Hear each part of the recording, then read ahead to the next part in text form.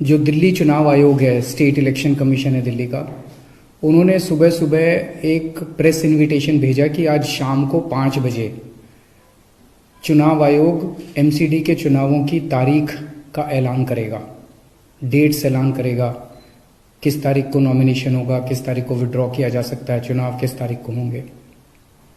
शाम को 5 बजे चुनावों का ऐलान होना था, तारीखों का ऐलान होना था।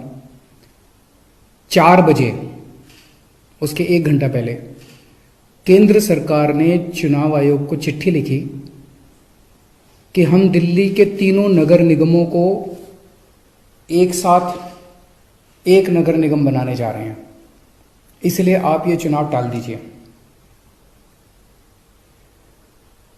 5 बजे चुनाव आयोग ने चुनावों केंद्र सरकार के कहे के मुताबिक चुनाव टालने का ऐलान कर दिया। शायद भारत के इतिहास में पिछले 75 साल में आजादी के बाद से पहली बार ऐसा हुआ होगा कि केंद्र सरकार ने सीधे किसी राज्य के चुनाव आयोग को चिट्ठी लिख के चुनाव टालने के लिए कहा है।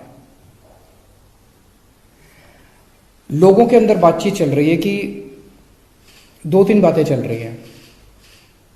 7 साल से 8 साल से केंद्र में भारतीय जनता पार्टी की सरकार है। 8 साल, अगर इनको तीनों एमसीडीज को एक साथ करना था, इकट्ठा करना था, 8 साल में इन्होंने क्यों नहीं किया? चुनाव की तारीखें ऐलान करने के 1 घंटा पहले इनको अचानक याद आई कि अब हमें तीनों एमसीडी को इकट्ठा करना है, इसलिए चुनाव टाल दिए जाएं। तो लोग कह रहे हैं कि एमसीडी को इकट्ठा करना, एक करना तो बहाना है, मकसद चुनाव टालने का था। क्योंकि बीजेपी को लग रहा था कि दिल्ली में अगर चुनाव होंगे तो आम आदमी पार्टी की जबरदस्त लहर है, बीजेपी उस लहर में बह जाएगी और बीजेपी हार जाएगी, इसलिए चुनाव टालने के मंशा से ये किया गया कि राज्य के हमारे जो स्टेट इलेक्शन कमिश्नर हैं उन पे ऐसा क्या प्रेशर डाला गया, उनको क्या धमकी दी गई, इनकम टैक्स की, ईडी की, सीबीआई की कोई धमकी दी गई, या वो अभी अप्रैल में रिटायर हो रहे हैं तो उनको पोस्ट रिटायरमेंट कोई लालच दिया गया, मुझे नहीं पता क्या दिया गया, लेकिन वो तुरंत 1 घंटे के अंदर चुनाव टालने को तैयार हो गए। ऐसे संस्थाएं कैसे चलेंगी? और मैं हमारे स्टेट इलेक्शन कमिश्नर से भी कहना चाहूंगा कि सर, अगर आप ऐसे चुनाव टाल देंगे, ये तो जनतंत्र ही नहीं बचेगा। हम लोगों ने आज़ादी किस लिए पाई थी? इस देश ने आज़ादी किस लिए पाई थी? जनता का राज है, जनतंत्र है इस देश के अंदर।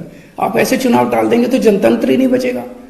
मुझे नहीं पता आपके ऊपर क्या प्रेशर डाला जा रहा है, मुझे नहीं पता आपको क्या धमकी दी जा रही है या क्या लालच दिया जा रहा है, लेकिन सर, जो भी आपको धमकी दी जा रही है, जो भी आपको लालच दिया जा रहा है, बाहर आके बता दीजिए देश को, सारी जनता को बता दीजिए। देश आपके साथ खड़ा होगा, पूरा देश आपका साथ देगा, पर झुकिए मत सर, किसी के सामने मत झुकिए। देश की बात है, जनतंत्र की बात है। हाथ जोड़ के प्रधानमंत्री जी से अपील है, प्रधानमंत्री जी, सरकारें आती जाती रहेंगी, कल आप भी नहीं होंगे, कल मैं भी नहीं होऊंगा। हम इंपॉर्टेंट नहीं है, लोग इंपॉर्टेंट नहीं है, पार्टियां इंपॉर्टेंट नहीं है, देश इंपॉर्टेंट है। अगर हम चुनाव आयोग को दबाव डाल के चुनाव कैंसिल कराते हैं, इससे चुनाव आयोग कमजोर होता है, और चुनाव आयोग कमजोर होता है, चुनाव कैंसिल होते हैं तो देश कमजोर होता है। हम सबको मिलकर देश की रक्षा करनी है, किसी भी हालत में हमें इंस्टीट्यूशंस को कमजोर नहीं होने देना। मेरी आपसे हाथ जोड़ के विनती है, चुनाव कैंसिल मत कराइए। अगर चुनाव कैंसिल होते हैं, ये जनतंत्र के लिए बहुत बड़ा खतरा है। आज ये कहा जा रहा है कि हम तीनों एमसीडी एक करना चाहते हैं, इसीलिए चुनाव टाल दीजिए। कल को मान लो लोकसभा का चुनाव है, उसके पहले अगर कहा जाएगा कि ये पार्लियामेंट्री सिस्टम अच्छा नहीं है, हम प्रेसिडेंशियल सिस्टम लाना चाहते हैं, संविधान में बदलाव करना चाहते हैं, इसलिए चुनाव टाल दीजिए, तो क्या चुनाव टाले जाएंगे? मान लो कल को कोई स्टेट असेंबली का चुनाव है, ये कहा जाएगा कि हम 2 राज्यों को इकट्ठा करना चाहते हैं, इसीलिए चुनाव टाल दीजिए, तो क्या चुनाव टाल दिए जाएंगे? क्या जनतंत्र के अंदर चुनाव ऐसे टाले जा सकते हैं? ये बहुत बड़ा प्रश्न है। मैं प्रधानमंत्री जी से यही निवेदन करना चाहूँगा, कल केजरीवाल भी नहीं रहेगा, कल मोदी जी भी नहीं रहेंगे, ये देश रहेगा। इस देश को अपने को कमज़ोर नहीं करना।